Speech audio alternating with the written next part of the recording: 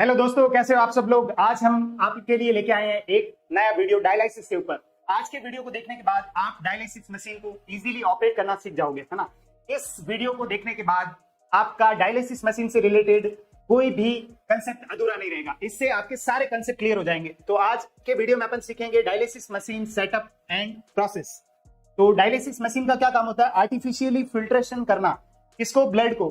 भाई जब किडनी है वो क्या कर रही है कि नेचुरली ब्लड को फिल्टर नहीं कर पा रही है, तब अपन को आर्टिफिशियली हेल्प की जरूरत पड़ती है। तो वही काम ये मशीन करती है। It remove waste, toxins and excess fluid when kidney fail.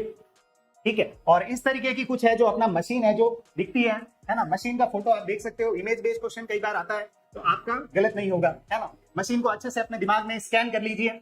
उसके बाद अपन नेक्स्ट बात करते हैं कि मशीन कैसे वर्क करती है।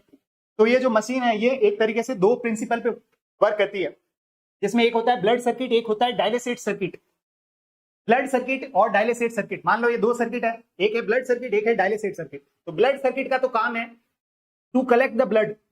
ठीक है। ब्लड सर्किट का काम है कि ब्लड को कलेक्ट किया, और डायलिसेट सर्किट का काम है उस कलेक्ट किए हुए ब्लड को फिल्टर करके वापस से रिटर्न कर दिया। ठीक है। तो ये इसके मेन काम है। Blood circuit which handle the patient blood and dialysate circuit which prepare and circulate the cleaning fluid.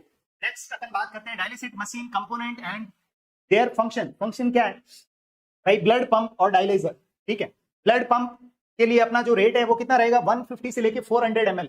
150 से लेके 400 ml पर मिनट है जो अपने को ब्लड पंप करने के लिए जो रेट है जो रहता है। स्टार्टिंग में ये इतना रेट रहता है, उसके बाद धीरे धीरे इंक्रीज करते हैं, है ना। ग्रेजुअली इसको इंक्रीज करते हैं। 150 से स्टार्ट करते हैं, 150 से लेके 250 तक रखते हैं स्टार्टिंग में। उसके बाद ग्रेजुअली अपन स्टार्ट करते करते 400 ml पर मिनट तक है जो जा सकते हैं। ठीक है। उसके बाद में अपन नेक्स्ट बात करें डायलाइजर। डायलाइजर एक तरीके से आर्टिफिशियल किडनी की तरह वर्क करता है, जो कि इन दो प्रिंसिपल पे वर्क करता है।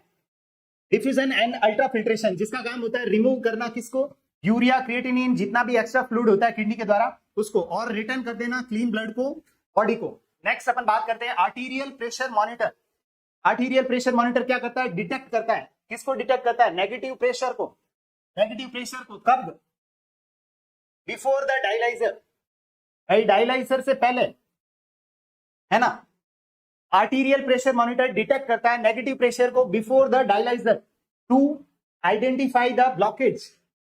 मतलब आर्टीरियल प्रेशर मॉनिटर का काम है कि डिटेक्ट करना नेगेटिव प्रेशर को। भाई कोई भी नेगेटिव प्रेशर है उसको डिटेक्ट कर लेना। कब डिटेक्ट करना? डायलाइजर के पास जाने से पहले, कि जब डायलाइटर उस ब्लॉकेज को डिटेक्ट करे उससे पहले मैं डिटेक्ट कर लूं। ठीक है। मैं कौन? Arterial pressure monitor. भाई एक आर्टीरियल प्रेशर मॉनिटर का कंपोनेंट मशीन में लगा हुआ रहता है। उसका काम यह है कि डायलाइजर तक जाता है ना ब्लड। भाई डायलाइजर का काम क्या है कि फिल्ट्रेशन वहां पे जाके होता है और उसके बाद वो रिटर्न कर देता है। तो वहां तक पहुंचने से पहले वो ब्लॉकेज को डिटेक्ट करे उससे पहले ही एक आर्टीरियल प्रेशर मॉनिटर होता है जो उस नेगेटिव प्रेशर को डिटेक्ट कर लेता है। ये उसका काम रहता है। उसके बाद में सेम उसके जैसा ही एक और होता है Venus pressure monitor. Venus pressure monitor का क्या काम है? तो मॉनिटर पॉजिटिव प्रेशर। ये क्या काम करता है? पॉजिटिव प्रेशर को मॉनिटर करता है। After the dialyser ensure smooth blood return. अब क्या है कि वीनस की बात कर रहे हैं अपन, तो यानी कि डायलाइजर से अब वापस आ रहा है। ठीक है। वापस आने के बाद में जो पॉजिटिव प्रेशर है उसकी बात हो रही है, तो उसके लिए क्या है? वीनस प्रेशर मॉनिटर लगा हुआ रहता है। नेक्स्ट अपन बात करें आरओ यूनिट। आरओ यूनिट क्या होता है? तो RO unit purify water before mixing with the concentration to make the safe dialysate. RO unit का काम है कि ब्लड को एक तरीके से फिल्टर करना, है ना। मतलब purify water before mixing with concentration to make the safe dialysate. ठीक है। भाई उसको साथ साथ में वो वाटर है जो ऐड करता रहता है उसको सेफ बनाने के लिए। सेम चीज हेपेरिन पंप भी इसी तरीके से वर्क करता है। हेपेरिन पंप क्या होता है? Inject small controlled doses of the heparin to prevent the formation during the dialysis. Heparin की बात करें, हेपेरिन क्या होता है? एक टाइप का एंटीकोगुलेंट होता है। एंटीकोगुलेंट का मतलब हेपेरिन एक टाइप का सब्सटेंस है जो कि खून को पतला करने के लिए है। भाई अपन क्या कर रहे हैं?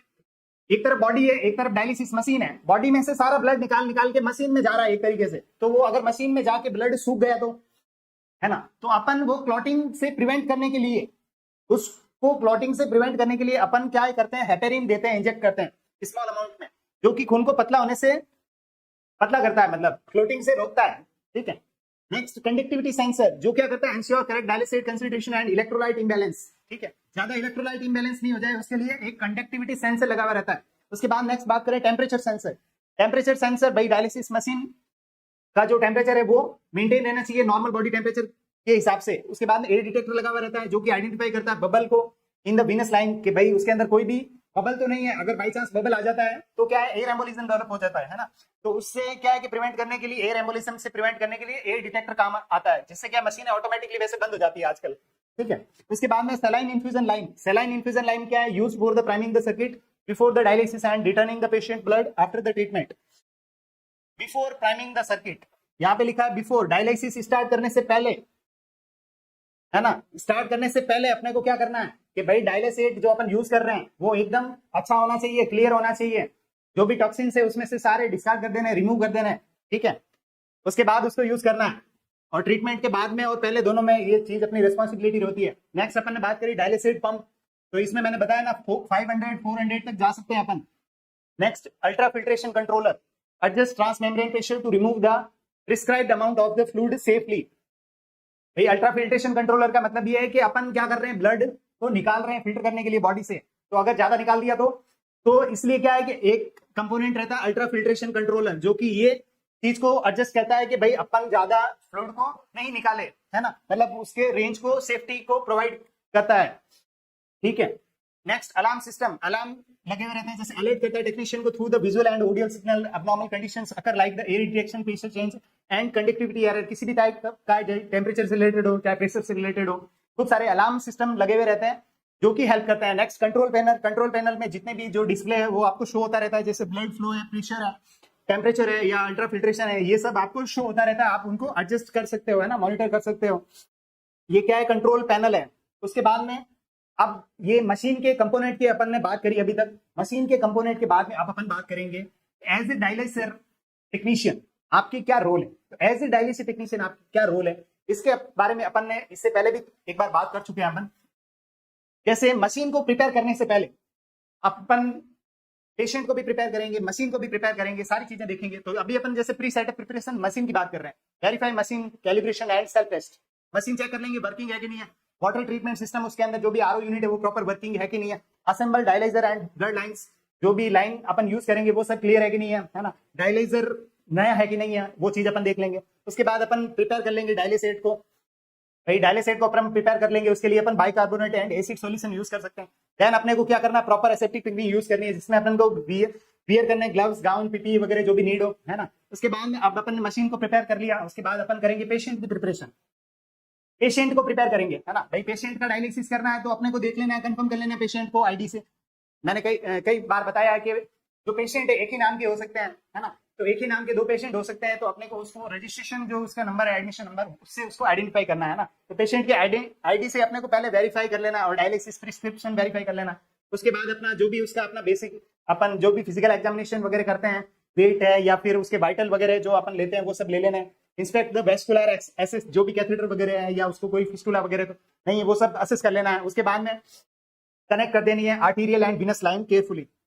और नेक्स्ट बात करें अपन dialysis process during the treatment. During the treatment आप क्या करोगे, ये फ्लो रेट मैंने आपको बता रखा है, ये ब्लड पंप का है और ये डायलिसेट का फ्लो रेट है, ये आपको ध्यान रखना है। उसके बाद अपन मॉनिटर करेंगे, क्या ब्लड प्रेशर को मॉनिटर करेंगे, arterial Venus pressure, conductivity, temperature, ये सारी चीजें को अपन मॉनिटर है जो करते रहते हैं। ठीक है, उसके बाद में अपन नेक्स्ट बात करें और क्या चीज अपन को ध्यान रखनी है, तो अपन क्या करते हैं, हेपेरिन उसको चलाते हैं। तो हेपेरिन का जो भी है अपन को मॉनिटर करते रहना है कि भाई ज्यादा हेपेरिन अपन नहीं दे दे, अगर ज्यादा दे दिया तो खून एकदम ज्यादा पतला हो जाएगा, है ना। तो वो भी चीज अपने को ध्यान रखनी है कि हेपेरिन का क्या काम है, एंटीकोगुलेंट है, तो इसको अपन को एडजस्ट करना है, उसके हिसाब से जितना प्रिस्क्राइब है उतना देना है। उसके बाद में पोस्ट डायलिसिस स्टेप्स की बात करें तो डायलिसिस के बाद में अपने क्या करना है, जो भी return blood to the patient with the saline, patient को जो भी उसके अंदर जो कुछ ब्लड है जो बच गया है, तो उस बचे हुए ब्लड को भी अपने को प्रॉपर्ली फिल्टर करके पेशेंट को दे देना है। और क्या करना है, साथ में बाद में अपन को नॉर्मल सलाइन है जो उसको दे देना है। उसके बाद में stop the pump and clamp the all the line को क्लैम्प कर देना, जितनी भी लाइन है सारी बाद में, और डिस्कनेक्ट कर देना पेशेंट को सेफली।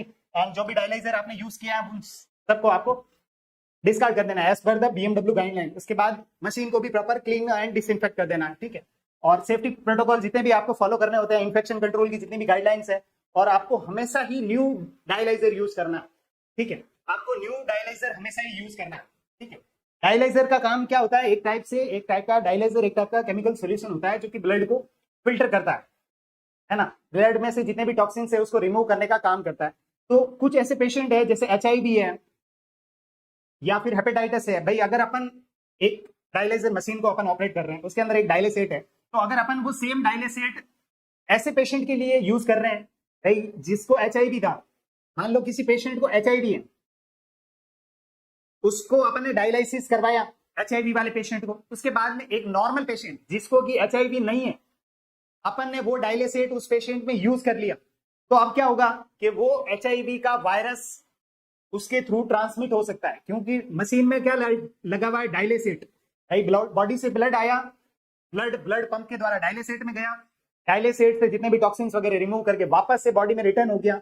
अब उस डायलिसेट के साथ साथ में HIV वायरस भी गिफ्ट मिल गया, है ना। तो ये चीज अपने को रेस्पॉन्सिबिलिटी होती है कि हमेशा ही जब ऐसे कोई पेशेंट आते हैं तो अपने को न्यू डायलाइजर यूज करना है, किसके लिए, HIV पॉजिटिव पेशेंट के लिए, ठीक है। उसके बाद में नेक्स्ट अपना क्या है, check for the air leak alarm temperature before starting. भाई स्टार्ट करने से पहले अपने को देख लेना है कोई भी लीकेज वगैरह तो नहीं है, नहीं तो एयर एम्बोलिज्म का चांस है, अलार्म वगैरह वर्किंग वगैरह है कि नहीं, ये सब देख लेना है। उसके बाद आप इसको रिकॉर्ड कर लोगे जितने भी पैरामीटर्स है सबको, ठीक है। तो वीडियो को पूरा देखने के लिए थैंक यू सो मच। आज की वीडियो में आपको डायलिसिस मशीन कैसे ऑपरेट करती है इससे रिलेटेड आपके सारे कंसेप्ट क्लियर हो गए होंगे, है ना। अब जस्ट एक चीज बचती है कि आप डायरेक्ट किसी भी मशीन को जाकर इजीली ऑपरेट कर सकते हैं इस वीडियो को पूरा सुनने के बाद। तो ऐसे ही इंफॉर्मेटिव वीडियोस को देखने के लिए जुड़े रहिए कीरोसा पैरामेडिकल एकेडमी के साथ।